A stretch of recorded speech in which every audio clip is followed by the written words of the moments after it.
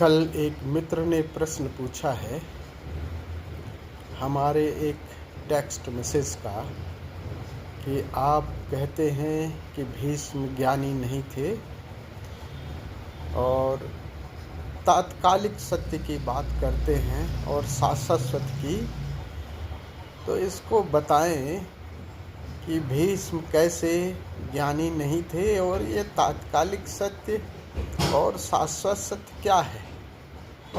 पहली बात तो भीष्म को मैं इसलिए ज्ञानी नहीं मानता क्योंकि भीष्म यदि सत्य के साथ होते तो अपने किए हुए वादे को आसानी से तोड़ देते। कृष्ण को देखो ना, कितनी बार वादे किए और तोड़ दिए।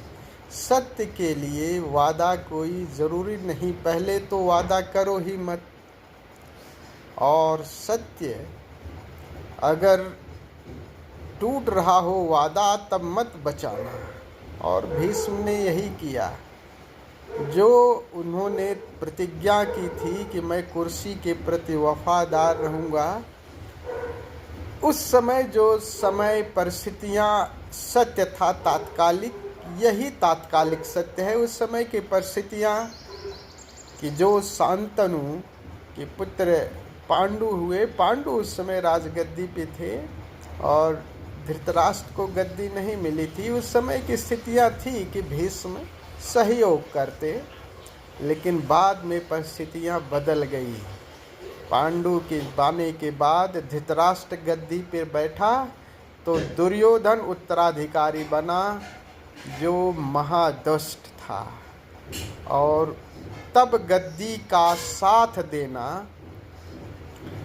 ये बुद्धिमानी की बात नहीं थी। यहाँ सत्य दांव पे लग गया भीष्म का, तो उस समय सत्य को बचाना था। और शाश्वत सत्य ये है कि बहुजन हिताय बहुजन सुखाय, सत्यम शिवम सुंदरम के साथ।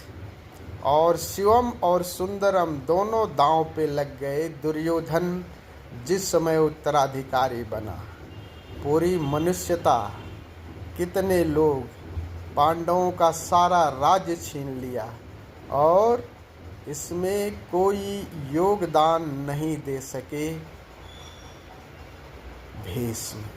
तो इसलिए मैं कह रहा हूँ, और शाश्वत सत्य यही है कि सत्य शिव सुंदर हो। शिव को भी नहीं बचा सके और सुंदर को भी नहीं बचा सके। इसलिए मैं कह रहा हूँ कि तात्कालिक सत्य और शाश्वत सत्य ये है।